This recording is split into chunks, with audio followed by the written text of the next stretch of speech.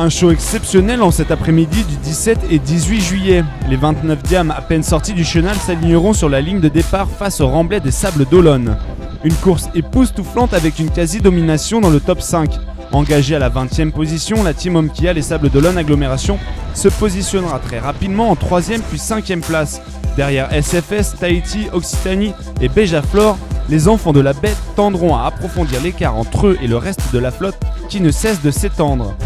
Avec plus de 1,2 mille nautiques d'avance sur le 6e, la 5e place est assurée. Les coups stratégiques osés prennent alors place dans le top 5. Du 22e au 29e, ils sont plus d'une heure et demie après le premier.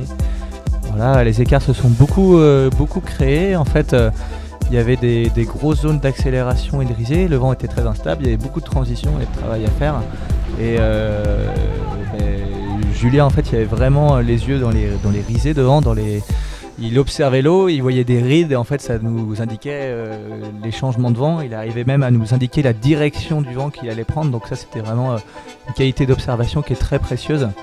Voici un raid côtier où la team prouvera une fois de plus sa capacité à flirter avec les plus grandes pointures de la voile internationale. Malgré une superbe première place à la suite de la 3e manche, cela ne suffira pas aux teams pour leur permettre d'accéder à la super finale. Une véritable épée de Damoclès est en proie à l'équipage qui, depuis le début du tour, n'arrive toujours pas à transcender les départs comme il savait si bien le faire l'an passé.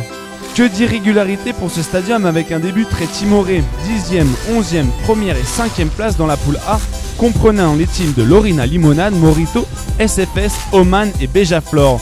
Le maintien est toutefois toujours d'actualité puisque la 15e ligne du tableau officiel leur sera attribuée. Toujours est-il que nous retiendrons une superbe soirée de clôture organisée par l'un des partenaires officiels de l'équipe depuis les balbutiements du projet. Pas moins de 250 supporters viendront féliciter l'équipe le soir même pour leur performance de cette première moitié du Tour de France à la voile.